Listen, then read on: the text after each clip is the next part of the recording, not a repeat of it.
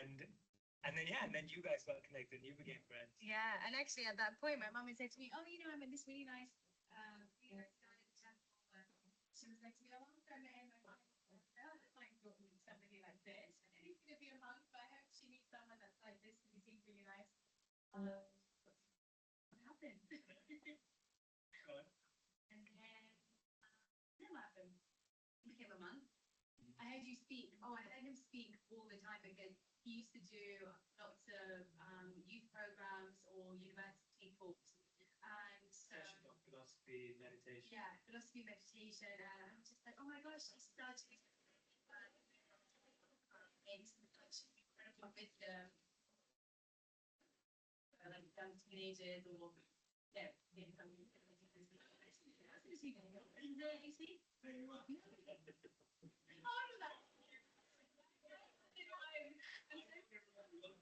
I'm like, yeah, I don't remember anything. I don't remember things happened like 2 years ago. So no, I wasn't a teenager. I was out of university.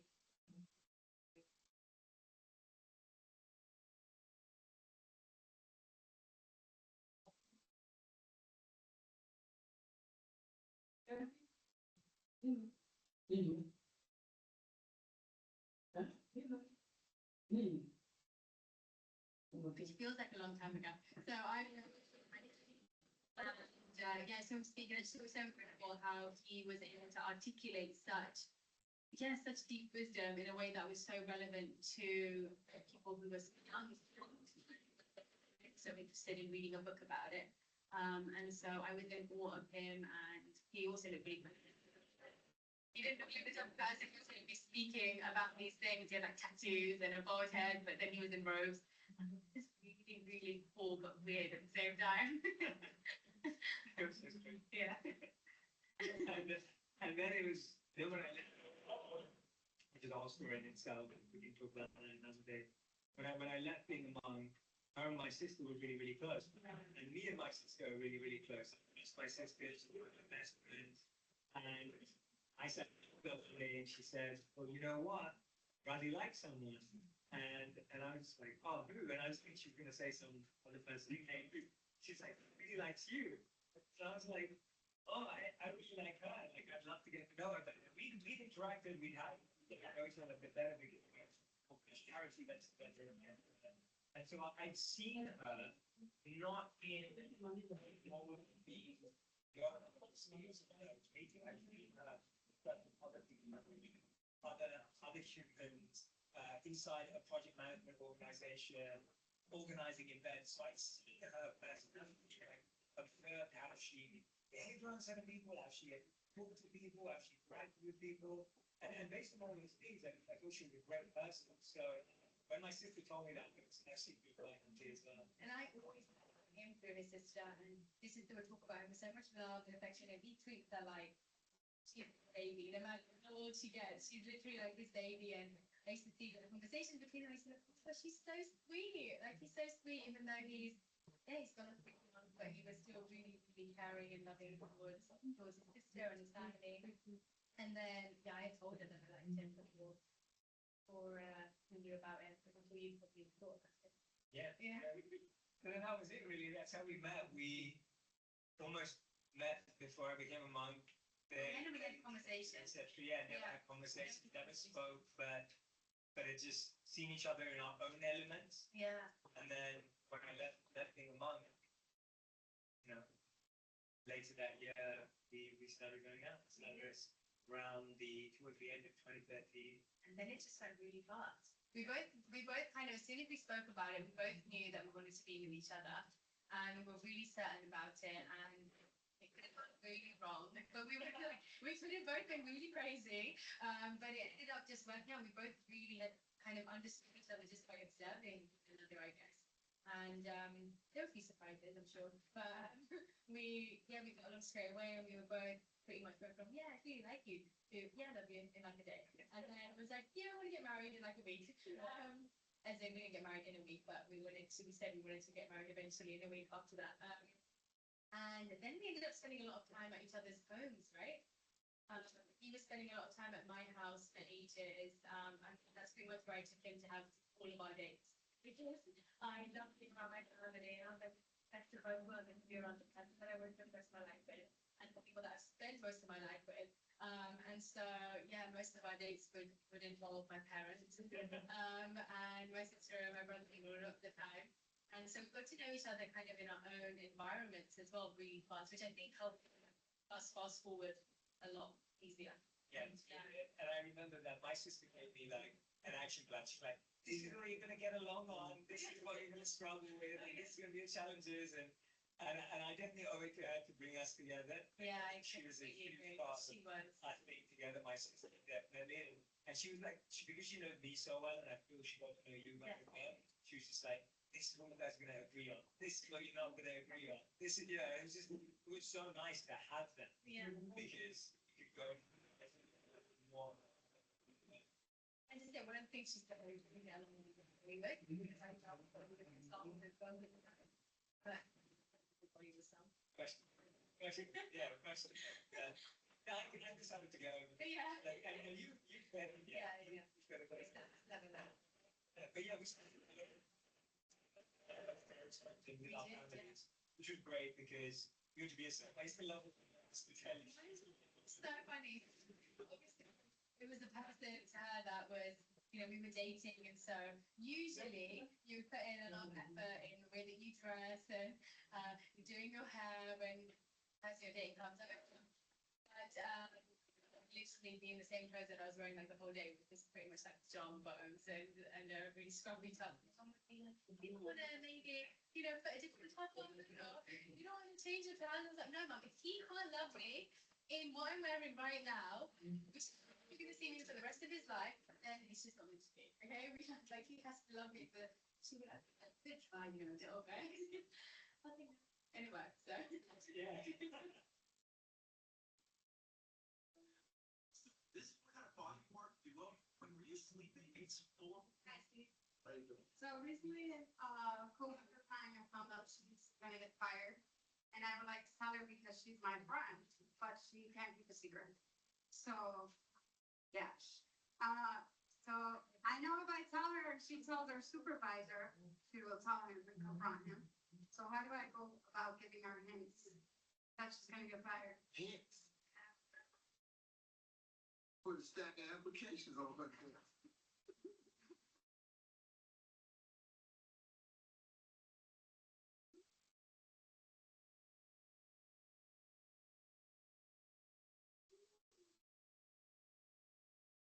It won't start to. She has full personality, so she might confront her supervisor by. How's she gonna do that? You just said she can't keep a damn mouth shut. So you gonna go over to your friend? People will fire you. Don't fire who?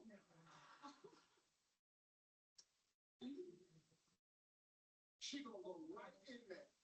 She gonna confront your boss. She gonna tell your boss, who you think you are firing me? The boss gonna wanna know where she got her information from. She gonna say, Leslie told me.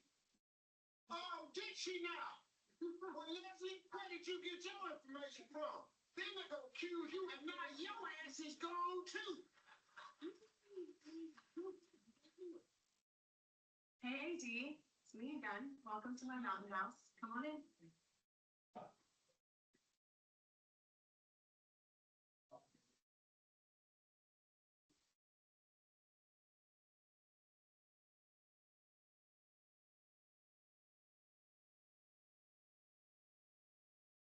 We are in the living room now. I worked with Heidi Collier on this house, and I feel like one of the first things I said to her was I really wanted like grandma chic. I wanted the kind of explosion of patterns and fabrics and textures. We made this couch to be extremely big and extremely comfy, cozy. I sit tested it and made sure it was all perfect. We picked this like chintz fabric. I thought it was really bold and beautiful. I have always kind of had this dream and vision of like a very just exotic, kind of crazy couch that becomes the statement in the room, and this one turned out perfectly. A lot of the books in the house I've like personally gone out to buy. I love finding antique shops around town and finding cute little random things that I grab, and everything kind of has a story. So most of the books on this table have been found locally I work very closely with Heidi. Heidi probably thinks I'm so annoying because I feel like I micromanage everything, especially my home. But we had so much fun, and this house was really, I'd say, like semi-experimental for me. I wanted to kind of send it. We're up in the mountains. I felt like there were no rules when designing, and I really wanted to kind of test my limits and see how far we could take it while still feeling like me. It felt really fun, really refreshing, and just a little bit different for me. I had the best time doing it. This is the most communal room in the house.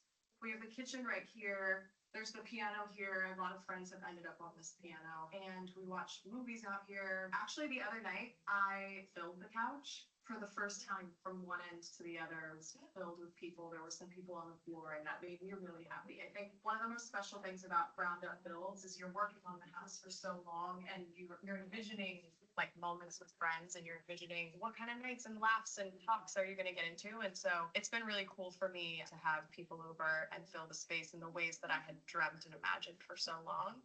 So yeah, it's been awesome.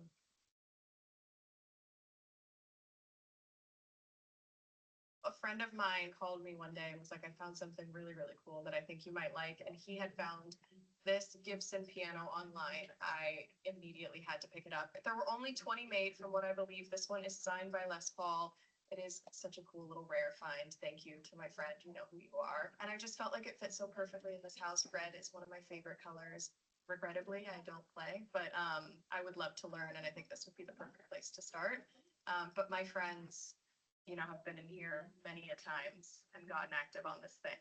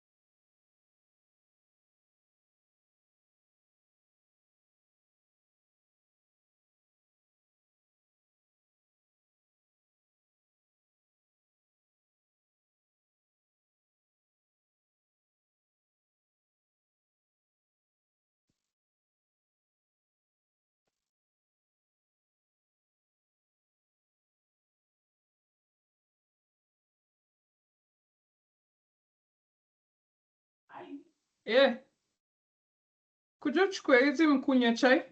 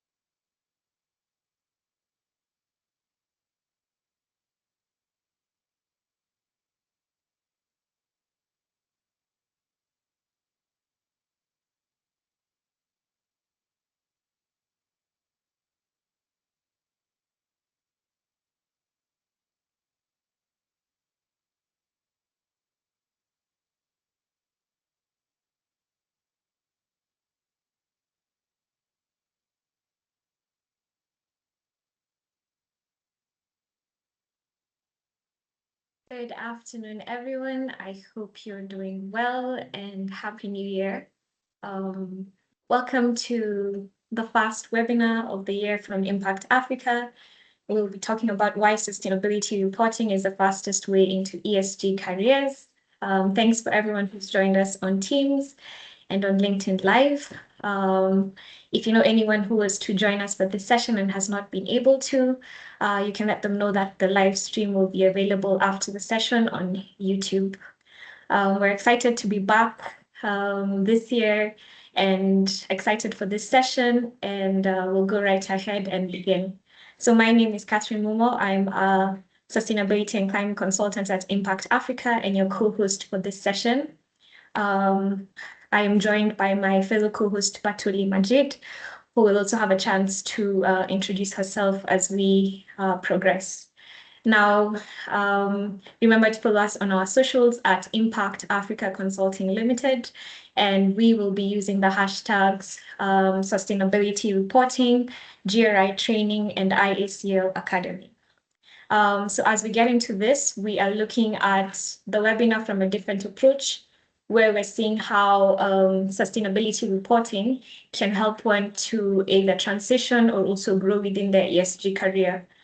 So we'll be talking about GRI, but also looking at it from a sustainability reporting, general sustainability reporting standpoint.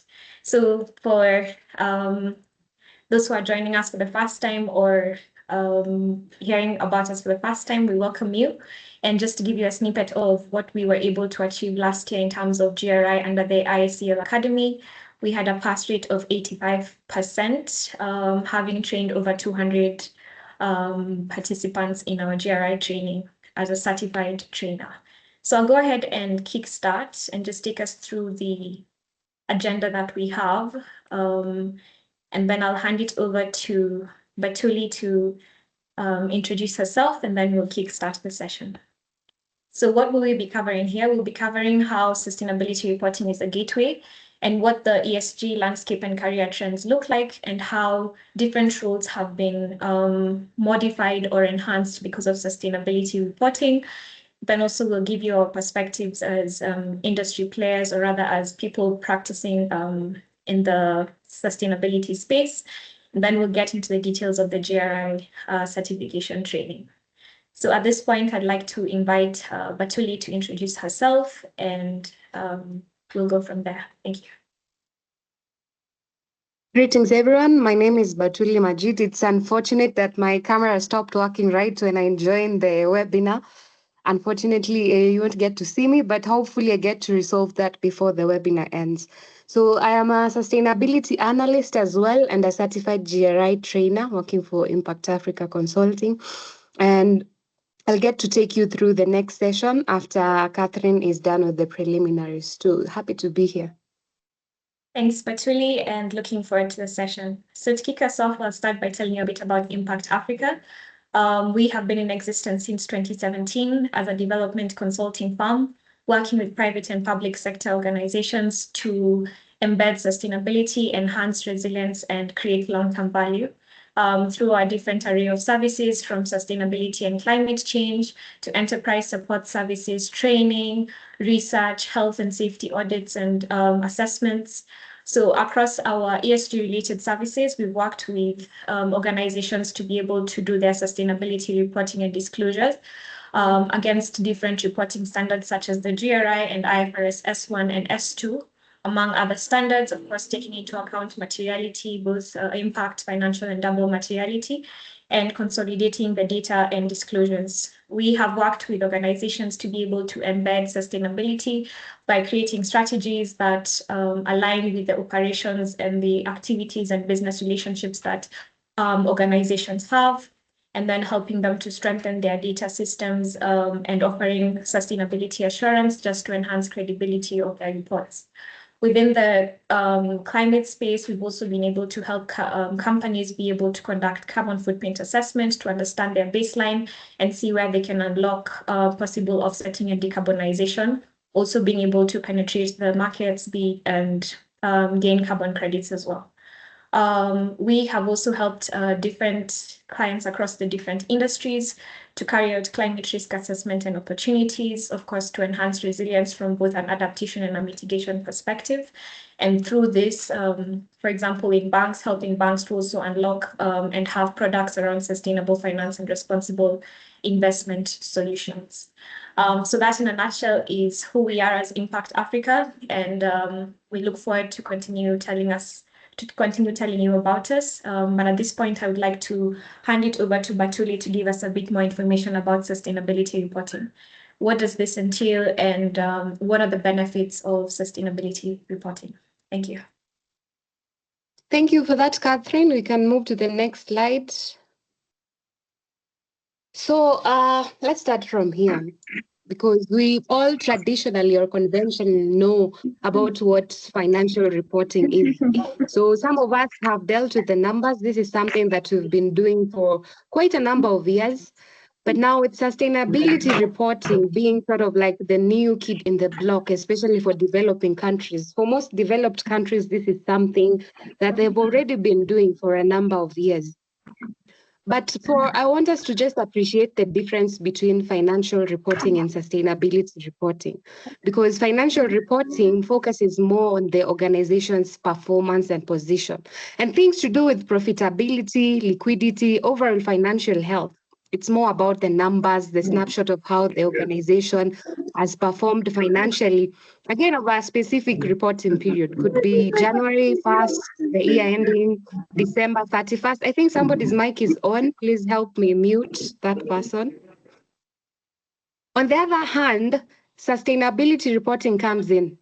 It examines how the organization's both impacts or is impacting the environment, social, that is the people, and economic issues because it connects business performance to long-term value creation. So unlike financial reporting where you look at the numbers and you'll see this was for the period ended 31st December 2025, for example, for a sustainability report, it's more forward-looking. It talks about the environmental, social, economic issues that the company has on the outside vis-a-vis the economic, social, and environmental issues that affect the organization. So it's more forward-looking because it even talks about long-term value creation and responsible conduct.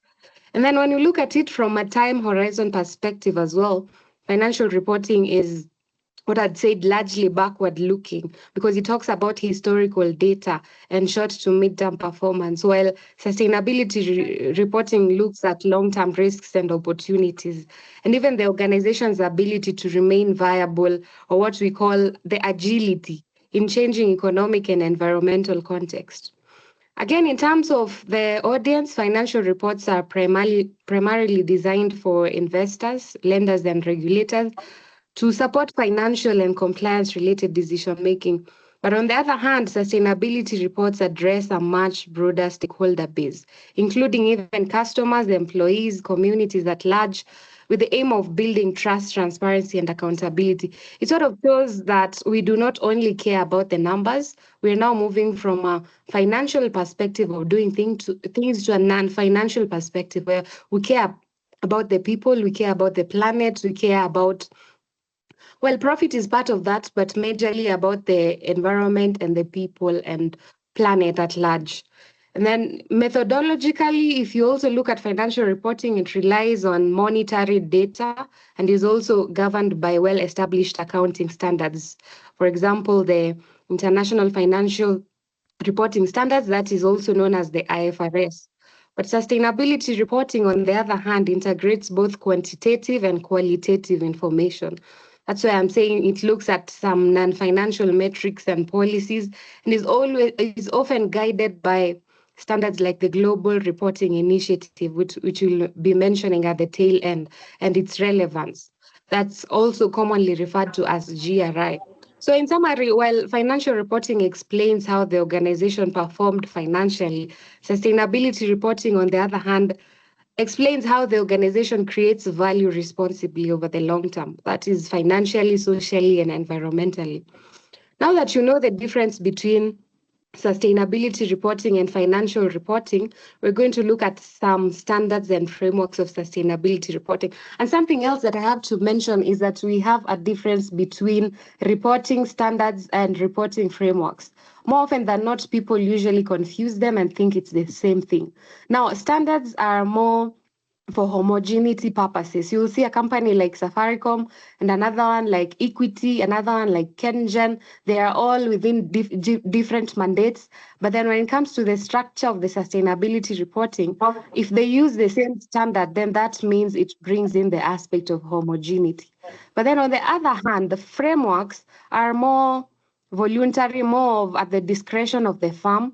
Like, for example, as Timasako, I could decide to report using GRI as a standard, and then additional to that or complementary to that, I would report on SDGs, that is the Sustainable Development Goals as well. But then remember, I've said frameworks are more at the discretion of the firm. So for the structure of the Sustainable Development Goals, there's no it's not cast on stone. There's no one size fits all. The organization can decide to report on it or not to. Remember, it's for responsible business practices. So standards are more for homogeneity. Again, I repeat, frameworks are more at the discretion of the company and for best business practices. Now we look at some examples. GRI is one of the reporting standards. It brings in the aspect of homogeneity and it stands for Global Reporting Initiative. And now this is the world's most widely used sustainability reporting standard. And what is its focus? Its focus is on something we call impact materiality. That is how an organization's activities then impact the economy, the environment, and the society. And its key features is that it covers ESG topics, that is environmental, social, and governance, comprehensively. And also, before I forget, some people use the word ESG and sustainability interchangeably. But to note that sustainability is the main umbrella. ESG is just one of the means to which you achieve sustainability. Again, sustainability equals longevity. You think about today and then you think about the future as well. So you don't compromise the needs of the future. That's why we are saying sustainability and longevity go hand in hand. So when we talk about GRI, we look at covering the environmental, social, and governance, that is ESG topics comprehensively. And I've said ESG is one of the means to which you achieve sustainability. Then it does have a strong emphasis on stakeholder inclusiveness and accountability. You need to identify who your stakeholders are. And stakeholders, remember, there are always internal stakeholders and external stakeholders. So you need to get the difference and also what role they play in terms of your sustainability reporting. So GRI is used by organizations that are aiming for broad sustainability, transparency, and also stakeholder trust. Then we look at the second one, IFRS S1 and S2. This is also something that is common. Nowadays, you'd hear people mentioning it more often than not. So this is a global baseline, also a sustainability standard that is issued by the International Sustainability Standards Board, also known as ISSB. Now, for people who are in accounts here, you might have come across IASB, that is International Accounting Standards Board. So IASB and ISSB, one is for accounting, one is for sustainability. They are all under the IFRS Foundation. That is the International Financial Reporting Standards. Then this one looks more into both impact, the impact that the organization has on the economy, on people, and then it looks at also the financial materiality. Financial materiality refers to the sustainability risks and opportunities that would affect enterprise value. Whenever you hear the word materiality, materiality means reporting on what is relevant to your organization, what is material, what is key. You cannot report on everything at the end of the day. You need to narrow down to the pertinent issues or the pertinent areas that then speak into your organization strategy and long-term goals. So unlike GRI, which focuses on impact materiality, that is the impact that they have on the economy, on people, on the environment, IFRS S1 and S2 focuses on both the impact they have on the outside and the impact that the outside has on them. That is the way I can simplify that statement. So there is IFRS S1, which is for general sustainability related disclosures. And then we have S2, which is for climate related disclosures. So this one is actually more designed for capital markets and investors. And then it has a strong linkage between sustainability and financial performance. So now here comes in the financial aspect, and it's just used by companies that are seeking decision useful disclosures, especially some listed and regulated entities.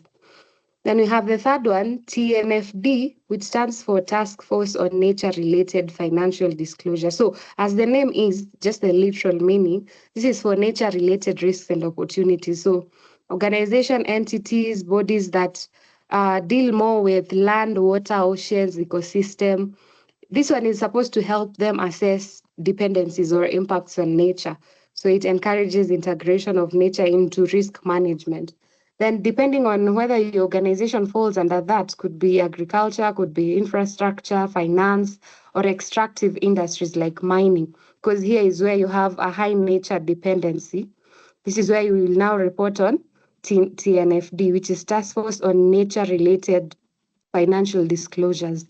Then we look at the third one, ESRS, which stands for European Sustainability Reporting Standards. This is mandatory under the European Union Corporate Sustainability Reporting Directive. This one also talks about that materiality I was referring to, the impact that you have on the outside vis-a-vis the impact that the outside has to your organization.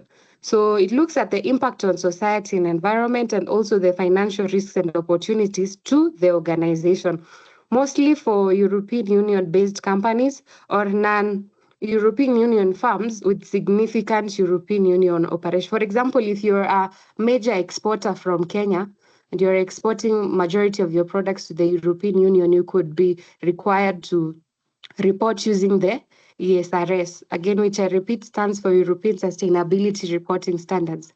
Then the fifth one, we have CDP, which is on Carbon Disclosure Project. This one is very specific for people who deal mostly with climate change, water security, and forests. It has annual questionnaires with scoring. For example, A to D, then it will rate your company and say if you're an A, it means that you have stellar performance. If you're a B, if you're a D, you need to improve, like that.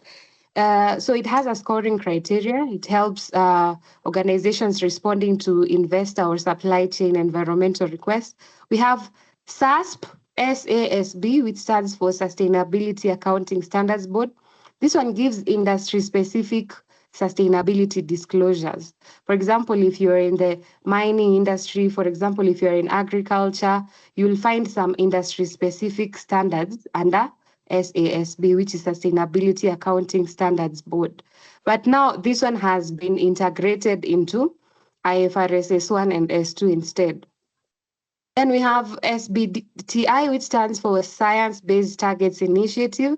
This one is a standard for setting climate targets. It looks at emissions reduction aligned with climate science, things to do with decarbonization, because carbon is one of the harmful gases that then tampers with the ozone layer, then brings about global warming, brings about changes, this anthropogenic climate change, which means that changes in weather patterns over a long period. So the climate change then brings about some negative aspects.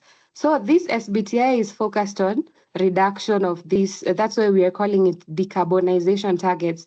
Then we look at the last one, and these are just examples because we have very many others, but we were just looking at the relevant ones as of now.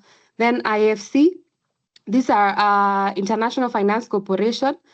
We look at environmental and social risk management standards as well. So it covers things like labor, community health, ESG risk assessment. It's used mostly by development financial institutions. So this is just a snapshot of what the sustainability reporting standards and frameworks looks like. And I've mentioned the two major ones is GRI and IFRS S1 and S2. And you would ask yourself, why would you build sustainability reporting skills? Of course, we need to enable organizations to systematically collect, analyze, and interpret data. For example, a power utility using sustainability data when looking at something like water consumption, for example. Then second one, proactively identifying these ESG-related risks. That's why we're calling it compliance and risk management. A commercial bank, for example, assesses its climate and social risks across its lending portfolio to identify high exposure to drone-prone regions, for example. Then matters to do with stakeholder engagement. You build a stakeholder in trust with that, because we even do stakeholder engagement through some surveys, consultations when you're doing the sustainability reporting. And we look at enhanced transparency, which comes along with that, because, for example, a manufacturing company that is reporting on an increase in workplace accidents alongside corrective actions and follow-up results. So over time, there's that improved and clearly documented employee morale. Then we have the competitive advantage, could be the credible disclosure supporting access to responsible investment, for example, or development finance. So we go to the next slide because it's not very different from this one. Skills you can gain from sustainability reporting. We usually have mapping and prioritizing material issues. Remember, I have mentioned what materiality is, just making sure that at the end of the day, when you're doing reporting, you report on what is relevant to your organization, not everything. And then tracking relevant metrics and disclosures. You can be able to do data collection and also quality control, just to make sure that you come up with metrics and KPIs that make sense to the organization, and also validate those inputs and ensure consistency. Then risks, impacts, and opportunities, I had already talked about that. We have data quality and comparability management. So we talked about, for example, let me give an example for this, an organization developing standardized templates to collect health and safety or emissions data. At the end of the day, this helps improve accuracy and audit readiness because you do it iteratively and then you get the gist of it.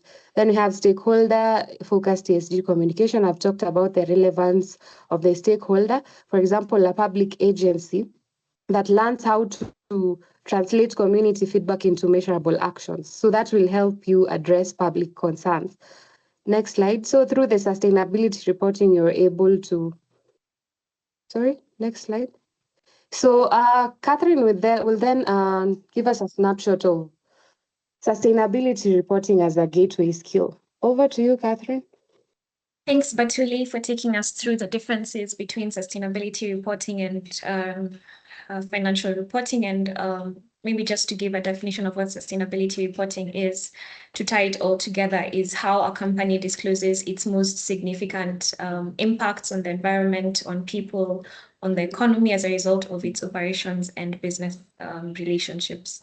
So already from this, we can see that sustainability reporting sits at the center of ESG because reporting helps you to account for how you're addressing your most significant risks. So it shows us what matters to an organization and its different stakeholders, which is what we define in materiality assessment, as Batuli has mentioned, through impact materiality, financial materiality, and double materiality that brings them together. Then we're able to translate strategy into measurable KPIs because we're able to see against the strategy that we have put in place, what have we been able to achieve within a specific period of time. So sustainability reporting helps us with that. Then how do we collate, analyze, and interpret this ESG data? So for example, if within our strategy, we're talking about reducing our emissions, how are we able to measure this on an ongoing basis and able to analyze this to see from year on year, are we having a reduction in our emissions, and also interpret the ESG data to see, are we becoming more, are we transitioning to maybe low carbon or zero carbon, or are we increasing our emissions? Then it also helps us to link our environmental and social performance to business decisions. As we've seen, there's an increase in stakeholders and especially investors in the importance of sustainability and investing in companies that are having a positive environmental and social impact, and also in terms of consumers only buying from companies that have an environmental and social impact. So we're able to see how then through reporting, these environmental and social impacts that a company reports on are also influencing its business decisions. And of course, we're able to communicate the performance credibly and transparently, of course, with the help of different standards that Batuli has already taken us through. So now we look at it against the different levels. So what if I'm just joining or wanting to start my career in sustainability and I'm an entry level, I'm a mid-level, or I'm a senior manager, or I sit at the board? How does sustainability reporting help me? So we look at the landscape and the career trends. So from an entry level, through sustainability reporting, you're able to understand how data collection and validation is done. You're able to understand and be aware of how material sustainability issues and stakeholder priorities affect a business. And then you're able to clearly communicate that within the teams and also understand the different ESG risks and impact metrics and translate that into ESG, into actionable insights. So I'll give an example here. For someone at an entry-level position, sustainability will help them, for example, by doing GRI, you'll be able to understand within your organization, what are the material issues? So by understanding the things that are material, you'll be able to put in place proper metrics and KPIs to ensure that the data that you're collecting is accurate. Then by understanding the material business issues, you're able to focus on what is most important to a business. So for example, in the mining sector, you might be thinking about biodiversity is key because mining activities impact biodiversity. But if we were looking at, for example, a FMCG company, biodiversity may not be as important. So it helps you to really focus on what the business issues are and also know how to engage stakeholders to bring out what the impacts that matter most to them. Then when we look at it from a mid-level career, here it looks at how then do we take the basic understanding of sustainability disclosures and how it is interpreted into the daily operations and make it strategic in how we make decisions. So through ESG metrics analysis and decision support, we're able to take ESG and business data and see how that informs strategy. So it's a matter of how then do we align our ESG strategy or our ESG initiatives into the overall business strategy. Then from a cross-function integration. Now the question is, how is ESG only for a specific department? No. So across your different departments, be it in finance, HR, risk, legal, operations, and strategy, there are ways in which you can already embed sustainability. And by understanding the requirements of sustainability reporting, then you're at a better place to carry out the functions on a day-to-day basis. So for example, finance will be looking at the inward impact, that is how sustainability is affecting the business finances. Then for HR, it's looking at how do we ensure that the people who work for us, the employees, are protected, they're developed, we have proper welfare programs for them. And then from a risk perspective, how are we then embedding ESG and climate risks to ensure that we are not left vulnerable to changing conditions in climate and changing business environments. From a legal perspective, it's how are we ensuring that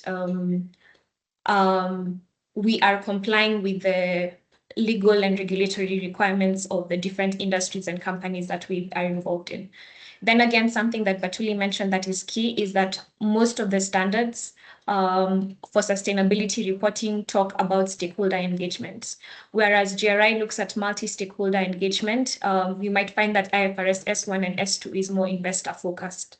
So by understanding sustainability reporting, you're able to interpret this data and performance into actionable communication that will resonate with your different stakeholders. Then in terms of innovation and business transformation, by understanding the basis of sustainability and ESG and how it impacts the different industries and companies that we work for, you're then able to come up with innovative and new ways to transform business, thereby reducing your operational costs, but also increasing your profit. So this also ties back to the triple bottom line, where you're able to increase your profits at the same time having a positive impact on the environment and people. Then again, from a risk and opportunity perspective, that again, by understanding the sustainability reporting landscape, you're able to unlock opportunities within the material issues of your specific companies or different sectors, and also be able to manage the risks that might occur. So for example, when we look at tea manufacturing and production, we look at tea estates, and something that is key for tea estates or a risk that might emerge for tea estates has to do with yeah, someone is, can you kindly mute? Thank you. So when you look at a tea estate, one of the key risks that they face is sexual harassment, or so they have to be able to understand the business environment and also understand the different possible ESG issues in order to mitigate against them. So when we look at it from a executive level perspective, this builds on the mid-level, but the key focus here is how then do you ensure that from a governance and a compliance oversight perspective, you have understood what is required, so that when board papers come to you, when senior management meetings are held, when you have to review your sustainability reports or strategy and also see how it's affecting your risk registers, you're able to understand the basis of the information. So at this point, I'll hand it back to Batuli to tell us a bit more about how careers have been broadened by ESG. Thanks for that, Kate. And something to note as we're looking at how sustainability reporting broadens careers across different functions, you note that sustainability reporting does not create entirely new careers only. It can even expand and elevate some existing roles, but by just adding that ESG competence or ESG component that is increasingly expected across organizations. Now, for example, if you look at finance, and assuming one of you or a number of you are in finance at the moment, sustainability reporting will enhance your role by introducing some ESG metrics alongside the traditional financial indicators that you've been working with. So these finance professionals then gain exposure to sustainable finance instruments, climate-related finance, integrated reporting. So you're able to assess long-term value and also capital allocation in a more holistic manner.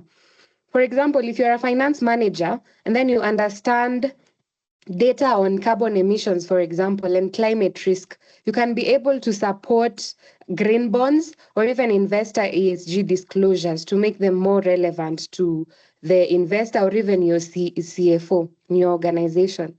And if you look at risk and compliance, assuming you currently sit within the risk and compliance department, then sustainability reporting will strengthen your ability to identify and assess these ESG related risks in a structured and even auditable way, because professionals build skill in internal controls, regulatory alignment, and even external assurance readiness. So, for example, a risk officer who is integrating climate, social governance risks into the enterprise risk register, or assuming ESG is your principal risk in the organization you're in, it will help you prepare for these regulator-driven disclosures.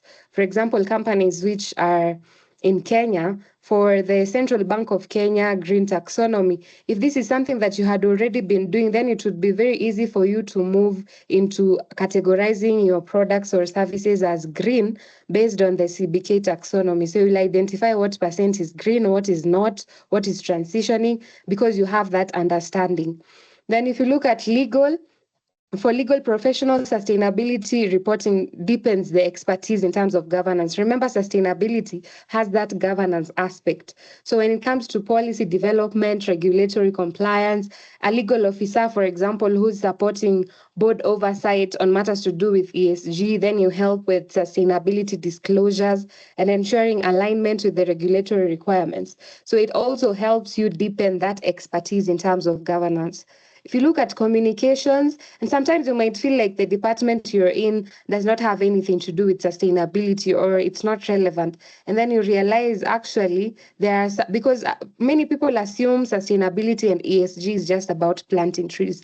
And then when it gets to actual expertise in terms of sustainability, or you get the knowledge of what it's about, then it makes you realize that it's not all about just planting trees. It actually relates to your day-to-day activities.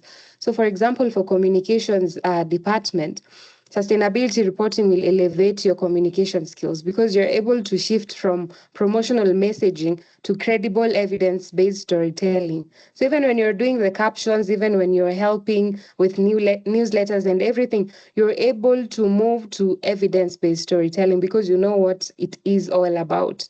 So a communications officer who is working with a technical team to maybe come up with a sustainability report or investor briefs, you'll be able to come up with something that is consistent and even something that is defensible and makes sense at the end of the day. And if you look at strategy, in strategy, sustainability strengthens materiality assessment. Remember, we've talked about materiality assessment. You look at what is relevant to your organization to report on. You cannot report on everything.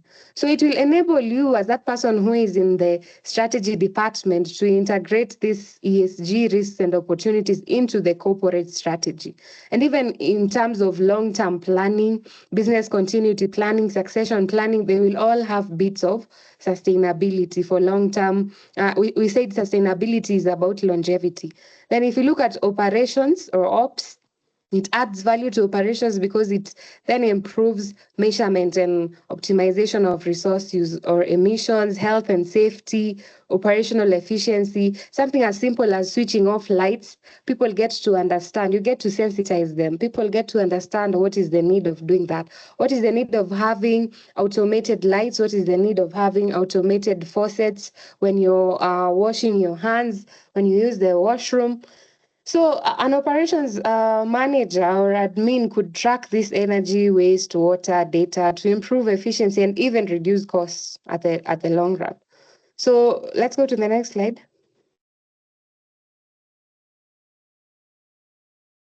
We also have the emerging and upcoming ESG careers, because I've said in developed countries, this is something that they've been doing for a long time. In developing countries, it's something that we are now adopting or emulating. There are countries that are way ahead of us, but then you'll see these roles coming up because an organization will see the need of having this person who's in charge of ESG to then look at those matters that I was talking about. So here comes in ESG and sustainability analysts, and they come to collect and analyze and interpret ESG data. They support organizations to understand the sustainability performance, and they even help in tracking the emissions and energy use and gender, health, and safety matters, depending on the size of the organization as well. Then you look at other people on ESG reporting and disclosure specialists. They come up with sustainability reports aligned with global standards. They also ensure that there's disclosures that meet regulatory expectations.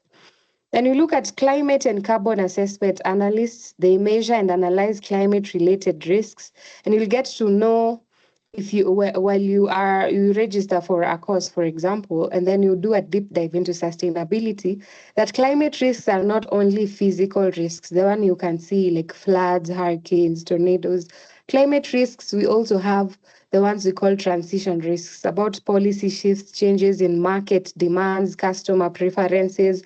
Those are things that could also affect your organization. So this climate and carbon assessment analyst comes to measure the climate related impacts and risks, and also to quantify the greenhouse gas emissions and climate exposure. You look at impact measurement and evaluation specialists, they measure sustainability, whether the sustainability initiatives are actually delivering results. These are now people who are in charge of either monitoring and evaluation, learning, impact assessment.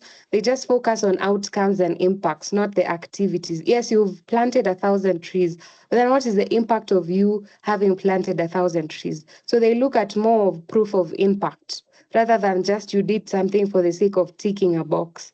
Then we look at sustainable finance and ESG data analysts. They integrate now this raw ESG data into financial decision making. So then again, it's matters to do with maybe, for example, ESG screening, climate risks when it comes to credit appraisal, green taxonomy alignment, like the example I gave for Central Bank of Kenya. Then you look at the other category, supply chain sustainability analyst. Now we need to assess risks across the supply chain and address issues like human rights, environmental labor, forced labor. So these people are here to make sure that that does not occur within the supply chain. So they make sure that there's responsible sourcing, there's proof for that. And then even in the export, import markets, just everywhere across the supply chain, they make sure that the supplier behavior is responsible. This is what now we're calling the responsible sourcing. Then you look at ESG risk and compliance officers. They ensure that the risks are identified and managed and then compliant with regulation as well. So they could even come up with things like internal ESG policies. They could report to board and management from time to time. So they ensure that there is this, they connect ESG with governance and accountability. Then the other category is on assurance and audit support roles. So these people now verify the data just the same way we usually do audits for financial statements to make sure that it's credible information and at the verifiable information, these people do the same thing. They verify that the data you've given is actually a true representation of what happened in that reporting year. Because remember, it has to be both quantifiable and qualitative as well. Go to the next slide.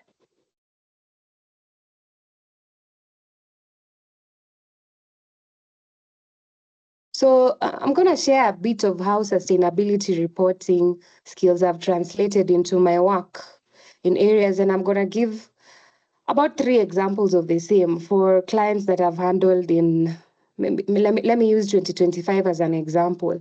Now, you get to know that sustainability reporting has moved from being a disclosure thing to a core capability that would shape how an individual engages with aspects of risk management, strategy, communications across different organizations, like example of myself.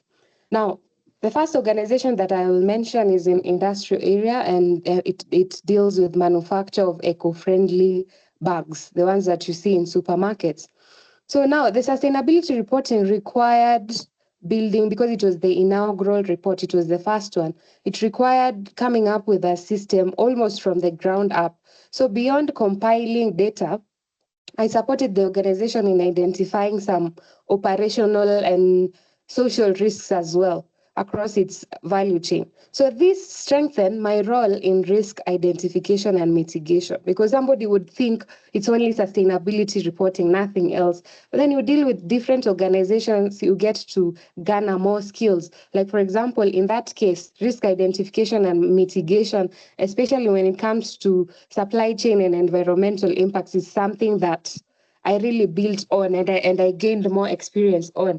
A second one was on reporting for a group of companies, and now this is an investment company. And from that, I was able to identify ESG priorities to group level strategy, and also in matters to do with investment decisions, long-term value creation.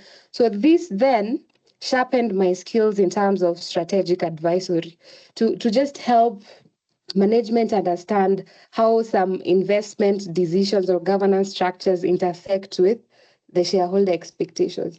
And the last one was one in Rwanda. That was also a group sustainability reporting. And it also helped me in terms of board oversight structures, because it helped me intersect between sustainability as a whole and narrowing down to governance in terms of enterprise risk management, just supporting at the board level reporting and ensuring that sustainability considerations were integrated into lending practices and policies. Catherine, maybe you could also just give us a snapshot of your experience on the same.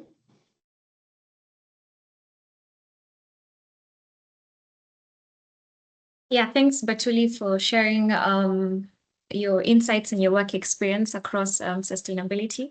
And I think maybe not to also speak on sustainability reporting and strategy development. I'll look at how sustainability reporting has also helped in, for example, climate vulnerability for companies both in Kenya and throughout the region, to be able to, first of all, understand what the risk exposure is when it comes to climate, being able to understand that. And I think this speaks more specifically to IFRS S2, where we're looking at climate-related financial disclosures. So being able to understand where the vulnerabilities are, as you mentioned, between the physical and transitional risks, and then being able to integrate that into, for example, for banks, into their credit processes. So how we're lending money and being able to bolster or mitigate on both angles. What do I mean by that? By mitigating from within the bank, being able to understand what the specific physical and transitional risks that the bank is facing are, and also towards mitigating that from the client's perspective, where the vulnerability of clients is also affected because of climate change. So sustainability reporting helped me to integrate that into one of the clients that I've worked with. I think another one is impact assessment. Looking more specifically into environmental and social standards, such as the IFC performance standards and the World Bank environmental and social framework, which looks at donor-funded projects and seeing how these donor-funded projects are impacting both the environment and social against the different performance standards. So looking at how, in terms of labor, how are they affecting it in terms of cultural heritage, in terms of the resources that they're using, in terms of even biodiversity, even in terms of how they're engaging with their stakeholders and grievance management. So this looks more at seeing how through the funded projects, it's the impact that is created at the project level, but also at the funder level, which again also goes back to tie not only to the IFC and World Bank standards, but also goes back to looking at, for example, financed emissions and insurance emissions when you look at it from that angle, or more so from financed emissions for banks and DFIs. Then also in terms of reporting and assurance, where we may not have been the ones who have done the reporting, but have worked with clients to be able to identify the areas of material misstatement against the different subject matters. Of course, depending on the different sustainability reporting standards that have been applied, to be able to understand where the gaps are in the current data collection, and then see how to improve the processes and procedures to ensure that the data that is reported is continually improved and enhanced. Yeah, so tell us also in the chat what your experience has been and how sustainability reporting has helped you in your different roles. Thank you, and back to you, Batuli. Thank you for that, Catherine. And I'm hopeful that we'll get some people to also add to that and give us some of their experiences in terms of sustainability reporting. We can go to the next slide.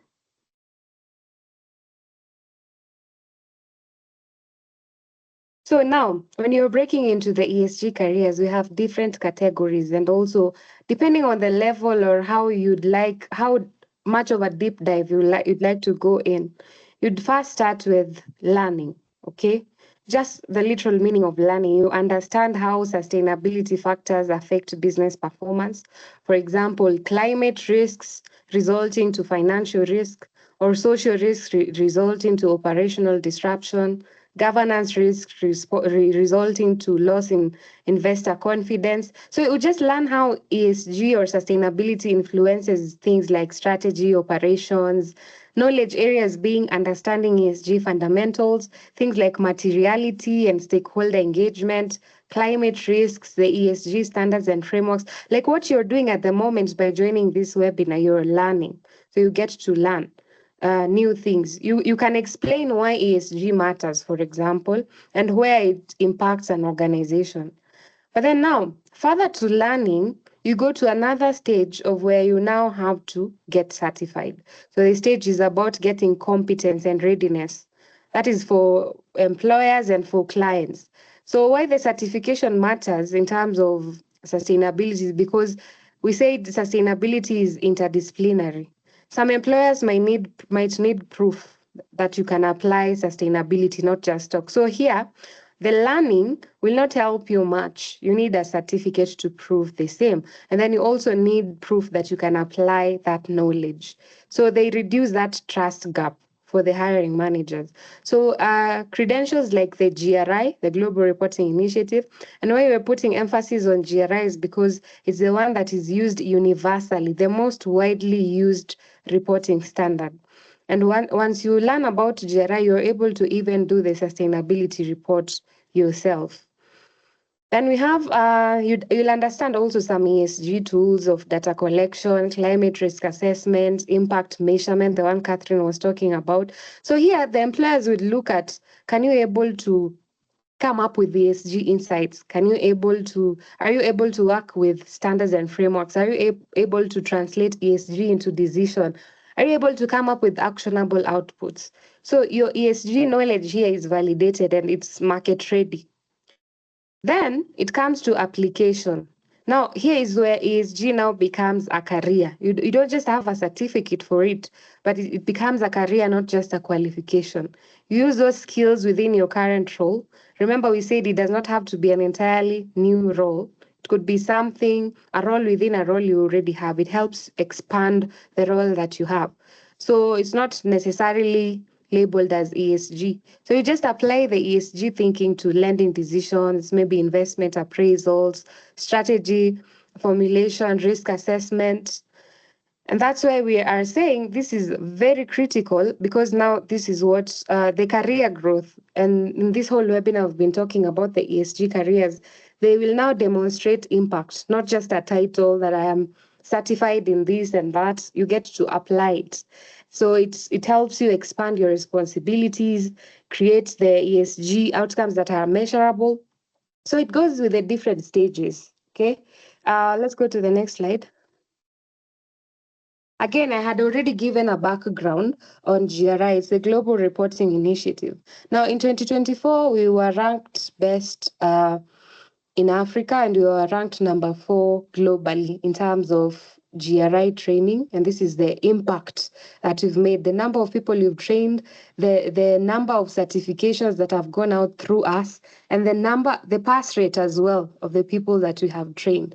And we've said GRI is the most widely used, and that's why irrespective of the organization you're in, irrespective of the size, the sector, irrespective of the mandate, you can all do GRI. And GRI now shows start to end of sustainability reporting and the essentials of sustainability, talks about matters to do with due diligence, human rights, things to do with materiality assessment, stakeholder engagement, all those things from start to end, because you could be asking yourself, where do I even start with sustainability? But then now GRI gives you that, you see the baby steps, like it walks you from preschool to graduating university, because now you get to understand sustainability from its roots. So for the GRI certification training, we usually have quarterly cohorts. Every quarter we have different cohorts. Our next one will be on 9th to 13th of February. And then we usually have these ones virtually. Every day, Kenyan East African time, 5 to 8 p.m. That is after work, because many people are usually already working. So 5 to 8 p.m. every single day, and we usually have recorded videos in case you missed class for 5 days. That would be Monday to Friday. And then other than that, we have mock exams, about 5 of them. We just prepare you to do the examinations because we have a pass rate of about 75%. Then we prepare you to do the exams after you've done the training. We help you log into the portal, know how to go about the exams. The training fee is 500 euros. The certification fee is 250 euros. But then again, because we are accredited for that and licensed to train on that, you get a 25% discount on the certification fee. So when we say 2-week exam preparation period, this is where we are talking about the mock exams that we give and then revise. Now, per week, we do them twice, Tuesday and Thursday, for about 2 hours. We have 5 mock exams.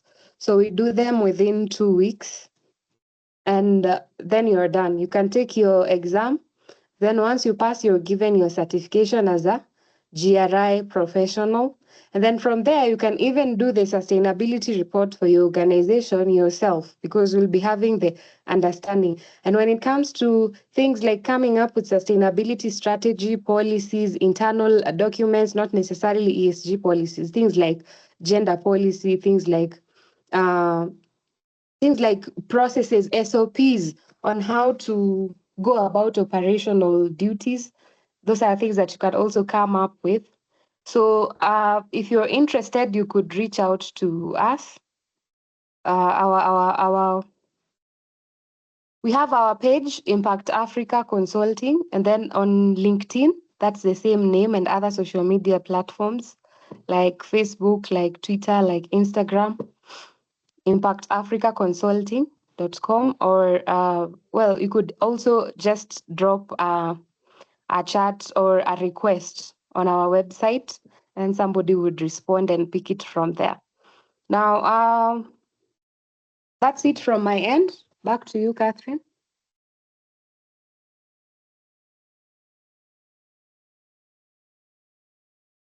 Thank you very much, Batuli. And I think before we go into the Q&A session, I hope we've all been able to see how sustainability reporting is a good foundation for sustainability strategy, impact assessment, climate, carbon footprint assessment, and just the value that you can unlock, not just in the work that you do, but the value that it also gives you as an individual. Because they say that when you have sustainability under your belt, you become, is it 26% more marketable? Yeah, so we hope that will be the reality for all of us being there.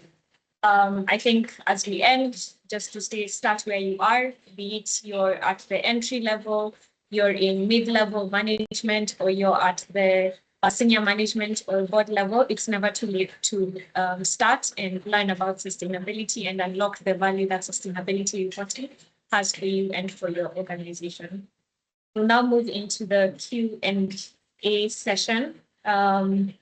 and just open the floor for any questions that have come through, and also any insights on people sharing about how sustainability has unlocked value for them.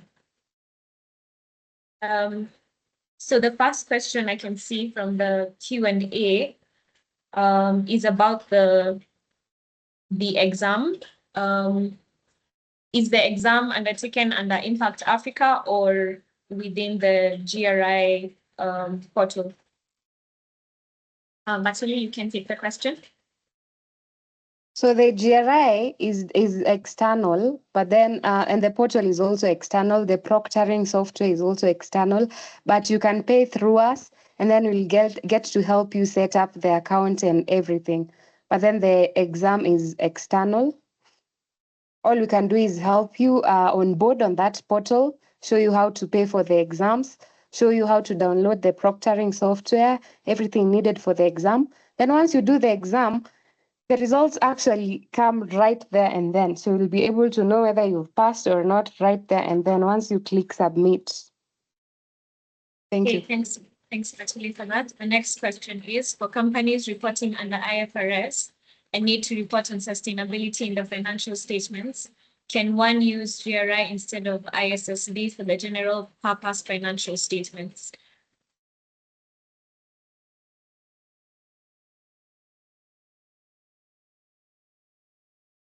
Sorry, let me check it again. Yes, for companies reporting under IFRS and need to report on sustainability in their financial statements, can one use GRI instead of ISSB for the general purpose financial statements? Yes, GRI allows you to reference. So you can reference GRI if it is part of the disclosures you want to include in the financial statements. Okay, the next question is, what do you think about certificates in ESG reporting from the ESG Institute? From the ESG Institute is just as good, but remember we had shown different stages. There was the learn, then there was where you get the certification and where you apply. Now, ESG Institute is still good, but when it comes to global recognition, GRI is more recognized when you're accredited as a GRI professional. So it has more power over all the other certificates at the end of the day. But still, ESG Institute, when you are learning, it's still okay. You can use that. Okay, can you advise on the courses to take and reputable institutions that offer them? That offer what? That offer the courses. So I think for starters, that would be us, Impact Africa, because we offer GRI and also IFRS S1 and S2. And through the continuous education units, we're also able to learn about ESRS and other reporting standards. I don't know if you have anything to add to that, Matuli. No, there are usually also some LinkedIn certifications. And something to note, we also have something we call the Impact Africa Academy, where we issue some, for people who are on the learning stage, some certifications as well. So it's also a good starting point. Okay, I can see Esther has a question. So I'll give her the floor. Thank you.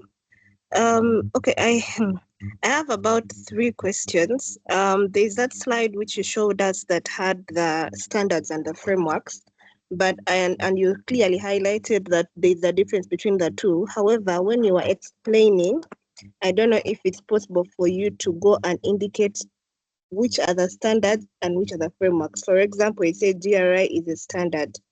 So the other, like to categorize on that slide that you showed us that had IFRS, GRI, whatnot, in that entire slide, if you can list which ones are the standards and which ones are the frameworks so that, we can know the difference.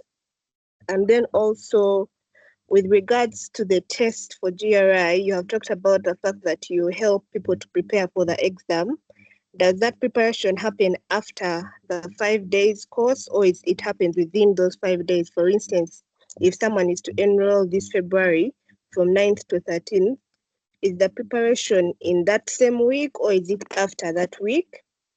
And then I noticed that, okay, you're talking about ESG careers, but I would like you to speak into it as a consultant, because I noticed what you have presented is more in-house.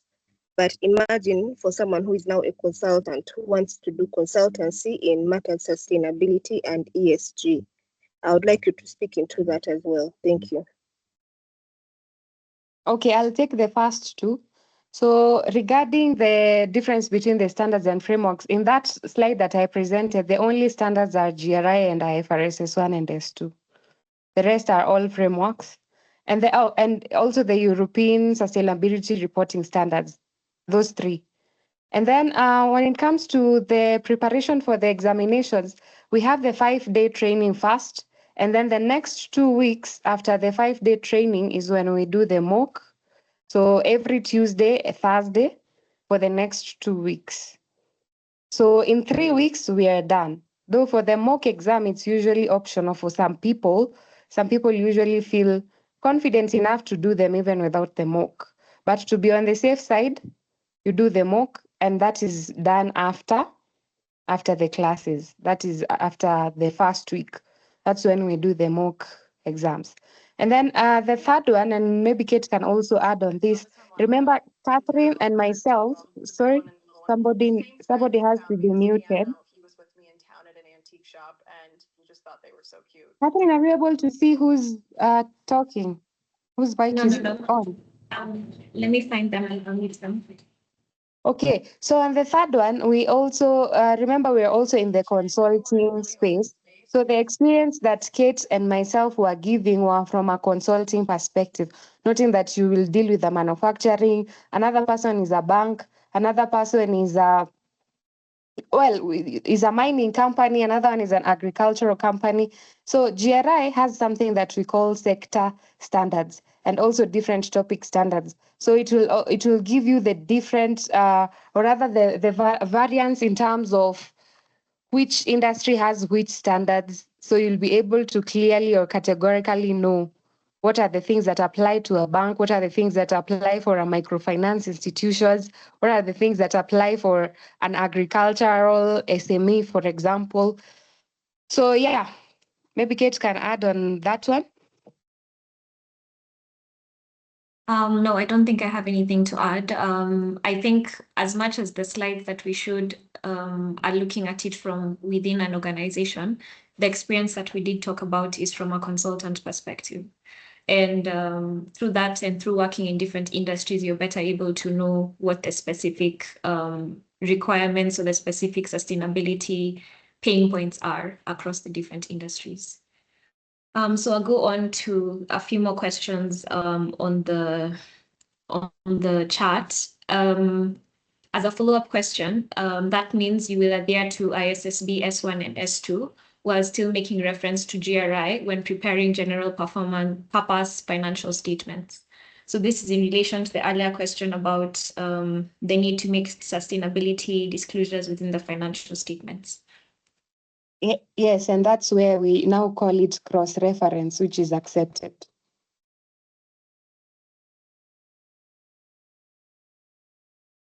Okay, so to continue, the next question is, can you pay for the exam only without the training? No, you cannot. You're only allowed to be onboarded on the portal through a certified or an accredited institution. So you cannot pay for it without doing the training. The next question is it possible for someone to start working in ESG and sustainability without any certification, even when the person is interested in that area? Yes, and it's also a bit subjective. This question is a bit subjective because if it's in an institution you're already in, and then you're given some extra roles on sustainability, maybe in one way or another, you have your own way of researching about sustainability. So long as you know how to go about it, that's okay up until you get a certification. But if it is for marketing yourself in terms of your CV because you want to apply in another institution, it could be difficult. unless you have work experience to prove that, then a certification will not be very necessary. But in most cases, they will ask for both. Though, yeah, if you're interested, you could still go on, so long as you know how to research well in terms of what to do. For example, how to do a materiality assessment, then you're good to go. Okay, maybe Esther's hand is up, so we can maybe just check if her questions were fully answered before I move to the next. Thank you. Mine is with regards to Impact Africa as for GRI training. When you're training, is your focus international or you only focus on the African context? So our focus is on the African context with references from some, because you see, for the GRI that we are accredited, we also have something that we call CUEs, that is continuous, CEUs, continuous education units, which also has the ESRS I've mentioned, the European Sustainability Reporting Standards. So the focus is Africa and the European Union as well.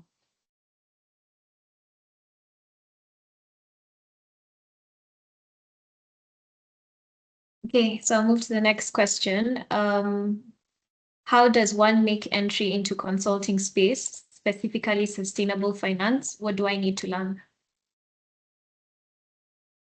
For sustainable finance, the best way you can start is through the Kenya Bankers Association. They usually have something on sustainable finance. They usually teach something on sustainable finance, the Kenya Bankers Association. So for starters, you could start with that, get to understand, get at least a certificate on the same, and then you can try to look for, is it for consultancy or an in-house? Sorry, for the person who asked? Consulting, it's for consulting, in the consulting space. In the consulting space. So you can start with the Kenya Bankers Association. They have something on sustainable finance. There are usually also some courses, some free courses on LinkedIn that I see being posted by different World Bank Group, Allison, that you can study on sustainable finance. And then from that, you could try look for at least a consortium to do some work on sustainable finance to build your experience. And once you have that experience sheet, then that will spearhead or then launch you into the sustainability thing full time, so long as you have experience, because those most people look for experience. So for starters, you can even do voluntary, and then for like 1-2 companies, and then build from there.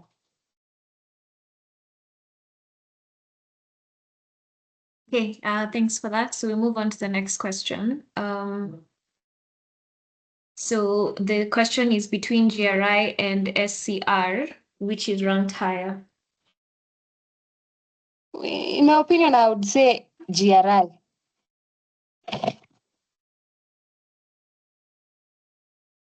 Yeah, I agree, because the sustainability and climate risk training might be broader, but the GRI at least gives you a foundation to be able to know how to make disclosures against different industries and across different. Yeah, plus GRI is holistic. SCR is a bit very specific on the sustainability and climate. GRI is more of talks about the human right aspect, talks about the SDGs, talks about the sector standards, talks about transparency and all those things. So it covers so many things. There's another question here. If someone wants to start their career in ESG in Kenya, since we're both working in the field, what practical advice can you give besides being enrolled in the GRI and having done sustainability and environmental management? I think for me, I'd say practice. I don't know what your insights are, Batuli, but I think practice and just getting down to practicing what you learned. Yeah, and that's the same thing I was saying. Sometimes it's difficult to prove that you have experience, you have to sacrifice.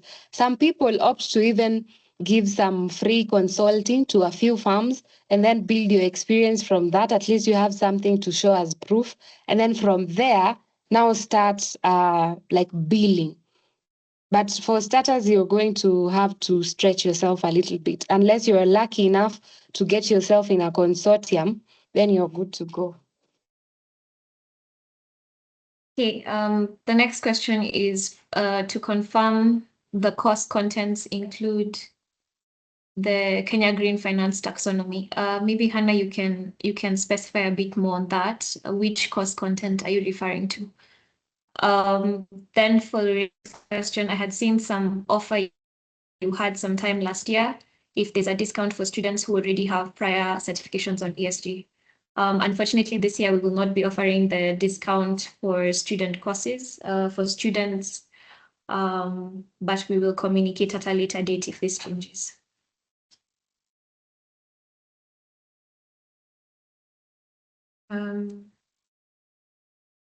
So just to ask, working for the construction sector, where Chinese acts as a contractor, at times compliance is challenging in terms of labor, social, and environmental. How can you advise an ESG beginner in such a sector to maneuver the challenges and still succeed? So from my end, what I would first advise is sensitization. Sometimes we assume that people are doing things because they know it is wrong and they are just doing it. But sometimes you find that these people do not have an idea of how, like the consequences of that. But then when you bring in the aspect of what the consequences could do, if it is a litigation risk, if it is a reputational risk, it starts with sensitization. And then gradually goes to now having the policies, buying from the top. Buying from the top is difficult, but you could start with the small things like sensitization, appointing or getting a group calling themselves ESG champions. Actually, in big organizations, you usually have ESG champions who will then help, or change champions who will then help spearhead that whole sustainability journey. So that way you won't be alone. If they can buy that idea of having ESG champions, the better. Yeah, thanks, Batuli, for that. Maybe just to add, I think it would be important to also equip yourself with what are the key ESG issues in the construction sector, because just as Batuli has mentioned, in order to be able to create awareness to the Chinese and the fellow people working there, you have to understand what are the specific risks and opportunities that they would gain from considering or integrating ESG within their operations.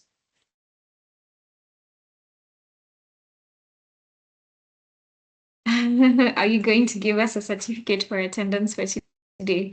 Unfortunately, there will be no certificate for today's attendance, but we are very grateful that you took time to have this session with us and for your great interaction as well.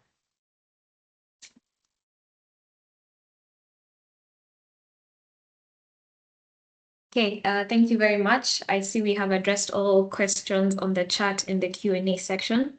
So once again, thank you for taking time, and I'll hand it over to Batuli to give her closing remarks before I close off the session. So thank you for that, Catherine. And again, thank you everyone for attending. All in all, I just want you guys to remember that ESG is the means to which you achieve sustainability. So don't confuse the two. And sustainability is about longevity. So you've been hearing many people saying sustainability all over LinkedIn. I'm a sustainability champion. But at the end of the day, it's about the impact. Remember, I gave the example of planting trees. You could plant 1,000 trees, then you've done a noble thing. Thank you. But then what is the impact? You look at even the type of soil you've planted in. You look at maybe if by planting those 1,000 trees, in a way you could bring about land degradation. So at the end of the day, in my opinion, what matters the most in this whole sustainability journey is impact. Be it environmental, be it social, be it economic. Impact is what we measure at the end of the day. So thank you guys. And if you need to reach out regarding matters to do with the certification or anything else around how we can help support you in that, we'll be happy to help with the same. So thank you. Thanks, Batuli. So just to echo what you said, sustainability reporting does definitely set the foundation for you, and it's a matter of starting where you're at. Get the experience if you can where you're at. Find courses, be it free courses like Batuli has mentioned on LinkedIn, And definitely sign up for our GRI session, which will be happening on the 9th to the 13th. And let's equip ourselves towards creating impact and long-term value for the institutions and organizations that we work with. My name is Catherine Momo, and I have been your co-host together with Batuli Majid as Impact Africa. Thank you so much for joining us. Bye. Bye, thank you. Thank you.